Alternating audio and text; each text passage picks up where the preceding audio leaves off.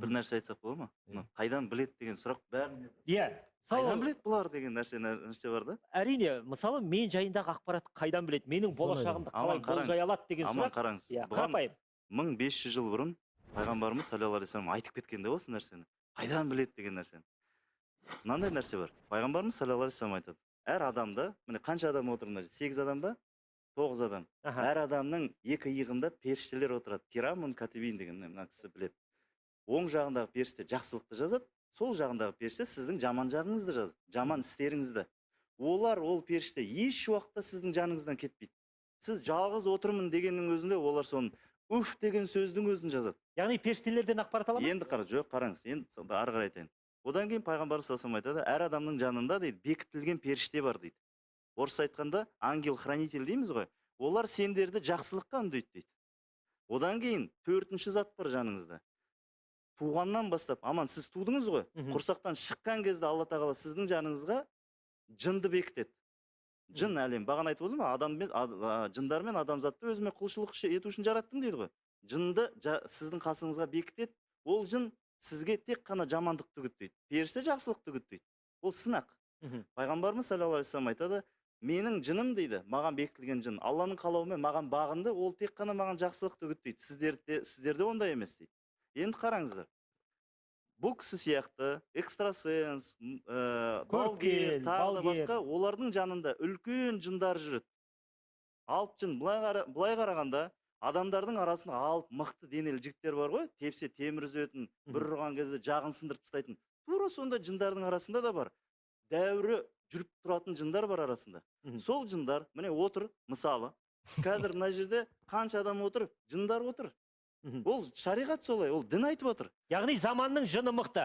Қараңыз, мәселе одай емес. Мәселе қазір олар жынданып отыр, қазір мына шындықты айтып отыр, көп адам түсініп қалады деген сияқты. Енді қараңыз, қайдан біледі? Менің жанымда жын бар ғой. Иә. Ол қазір бәрін тыңдап отыр. Ана кісінің жанында дәу жыны бар. Оның жыны маған дәуір өтеді, менің жыныма. Сөйтіп айтады, ардақтың жыны, аты бар олардың.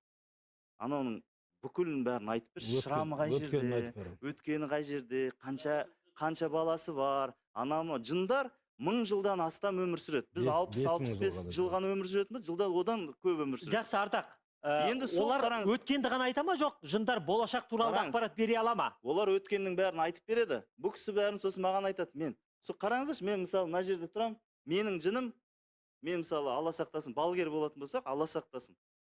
Ана жерде бір шашы тақыр кісі отыр екен, сол кісіні шақырыңдар маған деп. Мен оны көріп тұрған жоқ, өйткені маған жыным айтып тұр, ана жерде кісі отыр деп. Ана, ойбай, ана жерде мені танып қойды ғой, қайдан білді? Мынау мықты екен. Мына кісілердің бәрі соған веститься етеді, былай айтқанда, сене бастайды. Ардақ мықты екен деген сияқты әңгімені.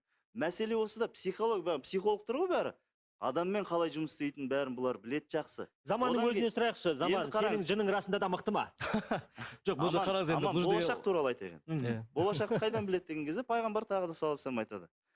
Мына бағана ағамыз айтады, жұлдыз деген. Алла тағала айтады, қазақ жақсы қолданған жұлдызды жол табу үшін, солай емес пе аға? Алла тағала айтады, пайғамбарымыз саллаллаху алейхи вассалам хадистерінде айтады, жұлдыз 3 мақсатта ғана жаратылды дейді. Біріншісі жол табу үшін, екіншісі әдемілік үшін, үшіншісі жындарды атқылау үшін дейді пайғамбар саллаллаху алейхи вассалам айтады.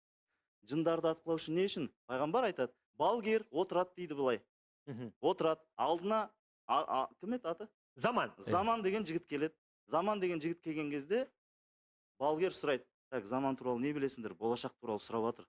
Өткен кеткенін айтып бердім. Енді болашақ туралы айтыңдаршы деген кезде пайғамбар саллаллаху алейхи вассалам айтады.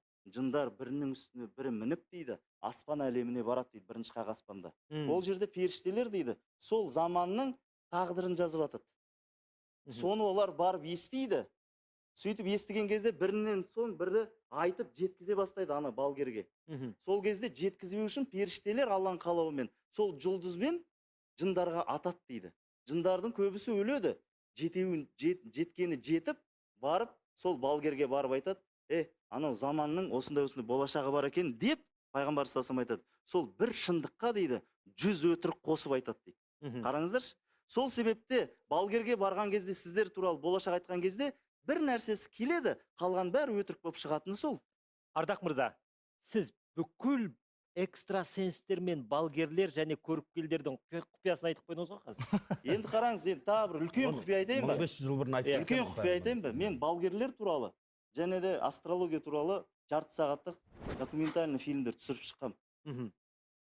Алдыма любой экстрасенс келсінші, иә? Мен туралы айтып бер деген кезде алдыма любой экстрасенс келсін. Аят күрсі оқысам, ештеңе деп айта алмайды. Мен өзім практикамда болған. Бүкіл балгерлер мен экстрасенстер алдаушылар, алаяқтар. Әрине, міне Шындармен тура сөйлесетін. алдау ма деген алдау. Алдау ғой, иә? Алдау.